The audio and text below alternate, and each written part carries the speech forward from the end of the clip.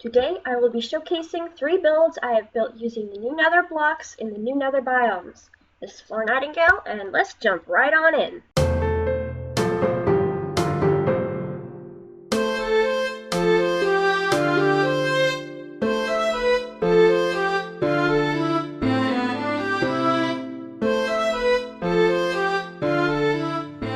The first one I will be showcasing today is the Nether portal one. As you can tell, I have used crying obsidian in concert with obsidian and a few of the new wood blocks, as well as, well, potted plants and stuff like that. But yeah, don't you think that the purple colored crying obsidian goes perfectly with the Nether portal color? It's almost the exact same shade of purplish pink. It's just perfect. It's like a little mountainside on each side. I just wish you could make a Nether portal frame out of crying obsidian. That would just make it so much better looking. The second build I am showcasing today is this. Now this is the warped forest biome, and this is made out of blocks that are exclusive to the Nether. Well, most of the blocks are exclusive to the Nether. There's some things like chests and barrels that, well, stuff like that is not as easy to come by in the Nether. And hoppers and furnaces and stuff. But yeah, this is a pretty decent setup for a starter base. Even a slightly further on base, considering this is the Nether, and you have to be, well, kitted out to the nth degree to survive here like this. I mean, and, well, I can't wait to see what else they have in store for us in the Nether update. It's so fun. So yeah, I'll show you all the features of this house. You enter from the Nether portal here, with all its stunning vistas. Joking here, but yeah, with basalt and crying obsidian. I used the basalt end grain texture as a sort of nether cobblestone texture. This is Nether brick road, just a good old Nether bricks. I suppose it's probably one of the more common things. And you notice the use of the soulfire lanterns and the crimson fences to create these spooky looking torch towers, so lantern posts. Yeah, that's what they're called. Lanterns. Anyway. And these are the warped fungus trees. I don't know the names of them, but they have shroomlights in them. I love this biome. It's one of my favorite ones. I just wish it didn't spawn as quite so many endermen. They have a bad habit of picking up all the nillium. I'm not kidding. So first we have here basalt used as sort of a pillar block, and I have a bunch of piglins here. No, they're hoglins. Hoglins. Forgive my slip of tongue, but they are fenced in using warped fence, and it's a blue block, and in keeping with the color scheme of this biome, hence the usage. Now you'll notice I use stripped crimson stem in lieu of stripped warped stem in this build. Well, that's because I thought it went better with the warped stem's secondary color. Yeah, you can see how it looks good. For the roof, I used the warped warp block, like the treetop here. And I also put the shroomlights on the roof to make sure that nothing spawns up there. Now, the interior I have decorated with the gold ingots and item frames, as well as barrels, and the flooring is made of crimson planks. I also used potted fungi root stuff from the surrounding biome to complete the look. And as you can tell, I've also dumped some of my more random useless stuff in these barrels and chests.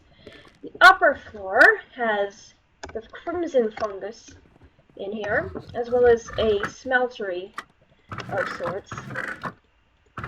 Not exactly the most efficient kind, but it gets the job done. Crafting bench and some interior decoration using nether wart blocks. Blue beds befitting the scheme of this biome. Chests for personal items. And basically it just looks like a well kitted out house for two in the nether. Shroom lights in the roof. Pretty much good. You'll note the use of crimson fences as well. The inspiration for this lower floor, it's basically like a open area, because you'd imagine that this is a rather hot place and you'd want as much ventilation as possible. So the upper floor is safe and completely covered, but the lower floor has some ventilation, and if there were breezes in another, well, this is the place to get them. Unfortunately, there are no crops to be grown here, and, well, nether wart blocks aren't really much use.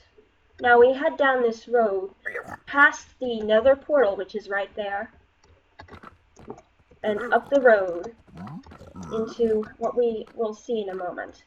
A little bridge, which honestly is more for decoration, and I also planted those trees and made them grow there myself.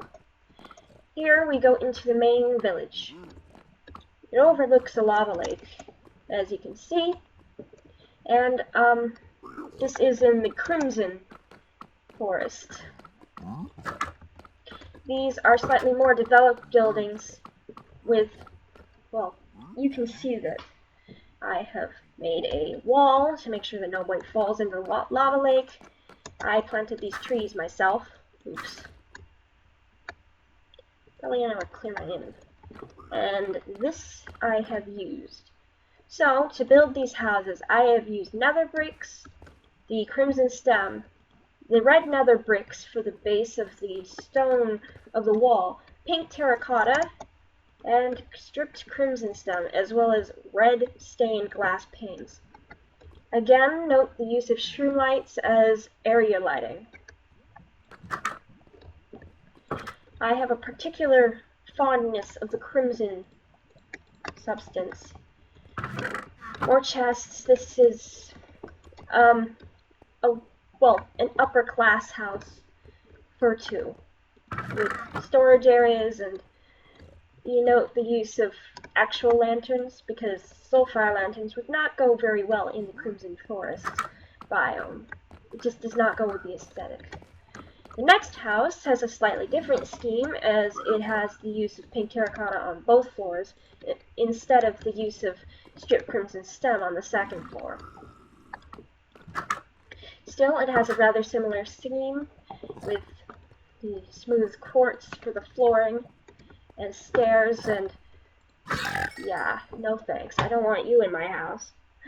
Anyway, magenta beds, befitting the scheme of this particular biome, personal chests, the whole thing. Oh yeah, and you notice how I put a ceiling in? Yeah, that just makes the house feel a little less unfinished. Anyway, that right through there is a hoglin pen, and this is the storage facility. It also leads into the hoglin pen, as you can see. I have lit it up using shroom lights to ensure that no unwanted piglins get in, because they have a habit of murdering all the hoglins, which is not exactly conducive to what I need done.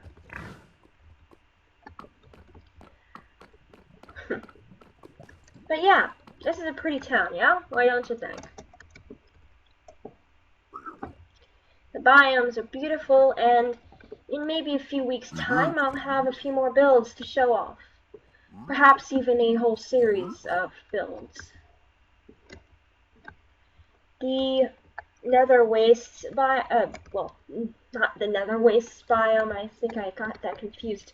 But this is the Soul Sun Valley, and I'm going to try and avoid building here because so many gas spawn here that it's just lost cause. It's like the worst place ever to decide to build anything. You'll end up dead before you even try, which is actually kind of sad. This is a nice valley. It's just a bit like a wasteland, but not like the Nether Waste, which is this. Also, I was lucky to have all 4 Nether biomes so close together. The Nether Waste, the Warped Forest, and the Crimson Forest, not to mention the Soul Sand Valley. This is a nice world, and I like it. I will further develop the builds here, as these are only preliminary ones, at best.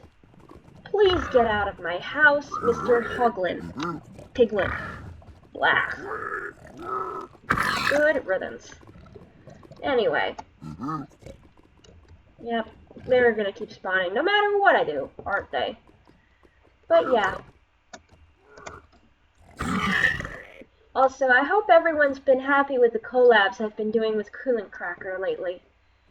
I mean, I hope they haven't been boring or otherwise uninteresting to you all. I understand that it's not everyone's piece of cake or whatever that saying is. But yeah. Also, I'm planning something special. I'm planning to do some videos on specific blocks. I believe the next one will be crying obsidian specific. Perhaps,